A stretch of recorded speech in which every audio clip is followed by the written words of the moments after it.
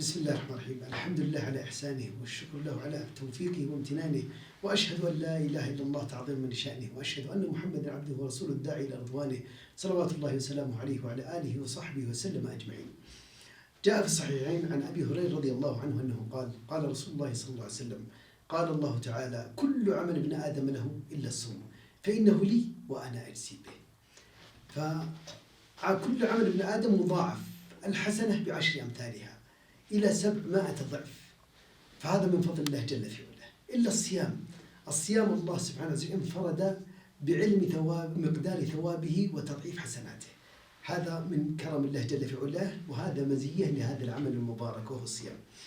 والرسول صلى الله عليه وسلم بما أن في شهر شعبان سن عليه الصلاة والسلام صيام أكثر شهر شعبان، وقد ثبت في الصحيحين عن عائشة رضي الله عنها أنها قالت: كان رسول الله صلى الله عليه وسلم يصوم حتى نقول أنه لا يفطر، ويفطر حتى نقول أنه لا يصوم، وما رأيت رسول الله صلى الله عليه وسلم استكمل صيام شهر إلا شهر رمضان، وما رأيته أكثر صياما منه من شهر شعبان. عندما سئل الرسول صلى الله عليه وسلم عن الحكمة من صيامه في شهر شعبان قال عليه الصلاة والسلام: ذلك شهر يغفل الناس عنه بين رجب ورمضان، وفي هذا الشهر ترفع الأعمال إلى رب العالمين، فأحب أن يرفع عملي وأنا صائم. وللصيام في شهر شعبان 4 أحكام يأتي في هذه الأحكام الأربع، فيأتي واجب، ويأتي مستحب، ويأتي مكروه، ويأتي محرم.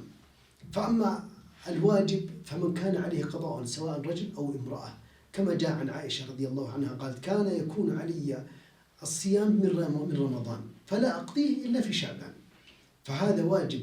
ومن ترك صيام القضاء إلى ما بعد رمضان فهو يأثم وعليه كفارة.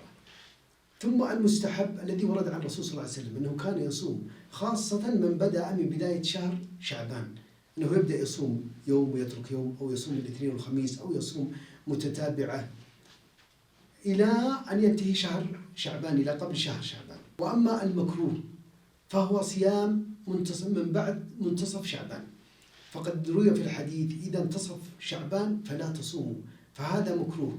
وكذلك من صام قبل رمضان بيوم أو يومين، هذا مكروه كذلك، خاصة إذا كان تطوعا.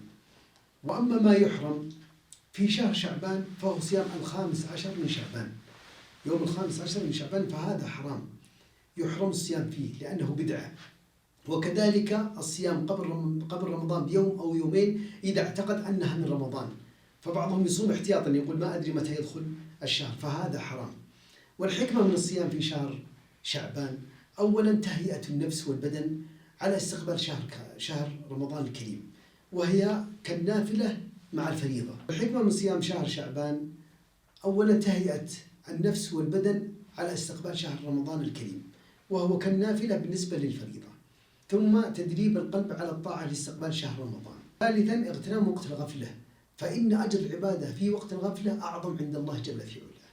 فلنحرص بارك الله فيكم على اغتنام شهر شعبان بالصيام وقراءة القرآن وكثرة الذكر، ونستعد الاستعداد الحقيقي لهذا الشهر الكريم. نسأل الله يبلغنا وإياكم إياه حتى ندخل هذا الشهر الكريم بقلوب حية ونفوس مقبلة على الله جل في علاه.